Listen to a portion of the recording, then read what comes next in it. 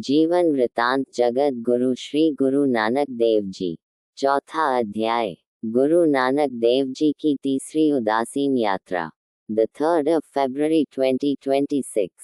Compiled by S.K. Dewan. इस अध्याय में 42 कथाएं हैं जो उनके जीवन से ली गई है। हर रोज कथाएं कर्म अनुसार पोस्ट होगी। आज कथा संख्या 3।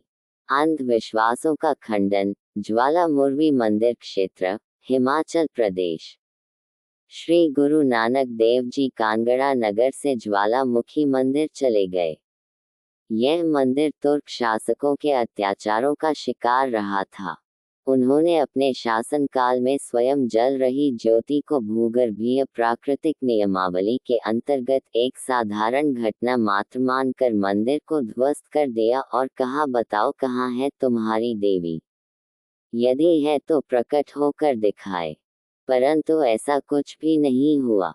समय व्यतीत हो जाने के पश्चात कुछ पंडितों ने अपनी जीविका के चक्र में इसे पुनर्निर्माण करवाकर जनता में मान्यता स्थापित की।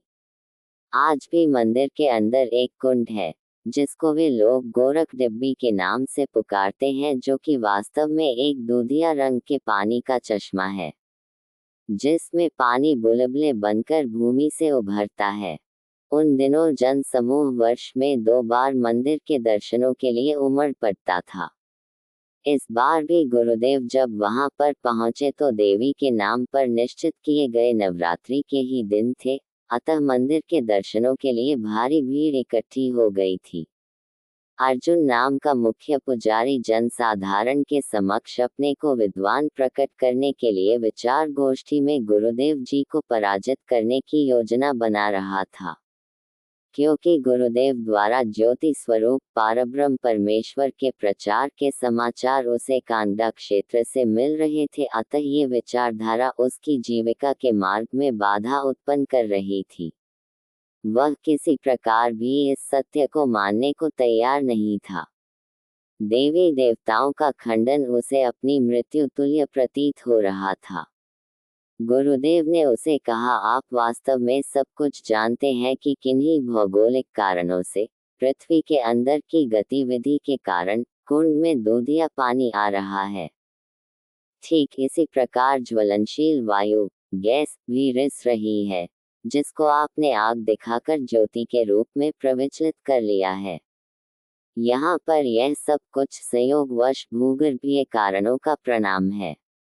इस क्रिया में किसी देवते को प्रकट होना मानकर, केवल अंधविश्वासों को जन्म देकर, कर्मकांडों के जंज फंसकर अपना अमूल्य जीवन नष्ट करना है।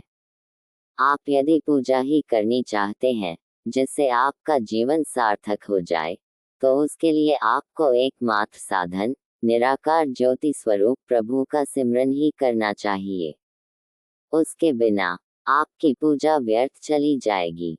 पूजा कीचे नामु ध्याये बिनु नावे पूज न होई।